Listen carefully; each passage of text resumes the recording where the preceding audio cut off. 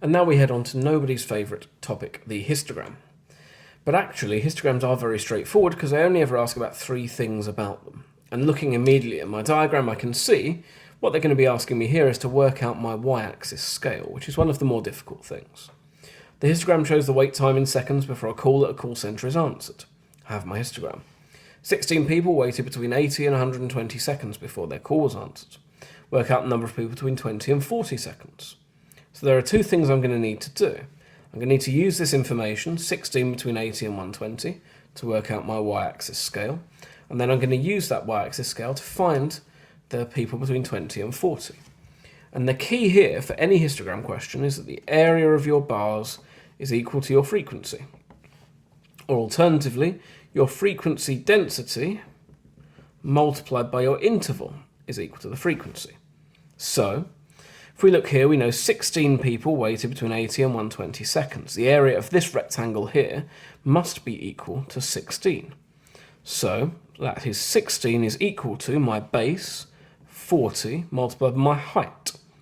Now, lots of mark schemes will tell you to call each tiny little box x. I don't like that. You end up dealing with very big numbers very quickly. Instead, I'm going to call each big box x. So I've got x, 2x, 3x. And therefore, this box goes up to a height of 0.8x. So I know that 40 times 0.8x is 16. I can simplify that a little bit. 40 multiplied by 0.8 is 32. So I have 32x is equal to 16, dividing by 32. X is 0.5. So my scale here is 0.5, is 1, and is 1.5. Work out the number of people between 20 and 40 seconds then. That's going to be my area. So my area in this case is my base, 20, multiplied by my height, which is up to 1, and then another box. So if 10 boxes are 0.5, one box is 0.05. So that's going to be 1.05, which is 20 multiplied by 1.05, 21 people in total. And I just look at those areas. Does that area feel like 16 if that area is about 21? Yes, slightly bigger area, not much bigger. Question 19. Another question people tend to dread but is actually quite straightforward. The expression 2x squared plus 20x plus 54 can be written in completing the square form where a, b and c are integers. So let's look at that. Now the first thing I notice is my x is on its own. Whenever your coefficient of x isn't 1 in a completing the square, we take out a factor of 2. Some teachers take the factor out of all three of those numbers, some just out of the first two. I'm going to take it out of the first two. I think it makes things a bit easier in some questions, but either method will be absolutely fine. So 2x squared divided by 2 is x squared, and 20x divided by 2 is 10x. And I haven't touched my 54. It's not equal to anything, it's just an expression.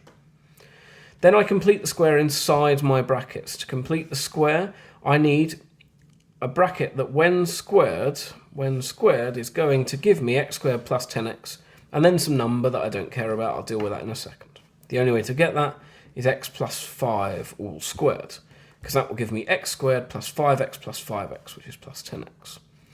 A quick way to remember that for an examination is if you halve the b value, you're always going to get this number in here. So I get x squared, I get plus 10x, I also get plus 25. Don't want that, so I subtract it. So everything inside that bracket now is equal to x squared plus 10x. If we expand it back out, we get x squared plus 10x, and my plus 54 hasn't gone anywhere. Not quite in the form it wants, I need to expand this out. 2 lots of x plus 5 all squared. Then I've got subtract 25 times 2, so subtract 50 plus 54. So I have 2x plus 5 all squared, and then add 4. So a, in this case, is 2, b is 5, and c is 4. That question has been quite nice to you. It would often make at least one of these negative, either up here or down here. So we need to be careful about whether we're writing positive or negative values. If in doubt, try subbing your numbers back into the original expression. Make sure you get what you have rearranged to be equal to. And that's the next two questions sorted.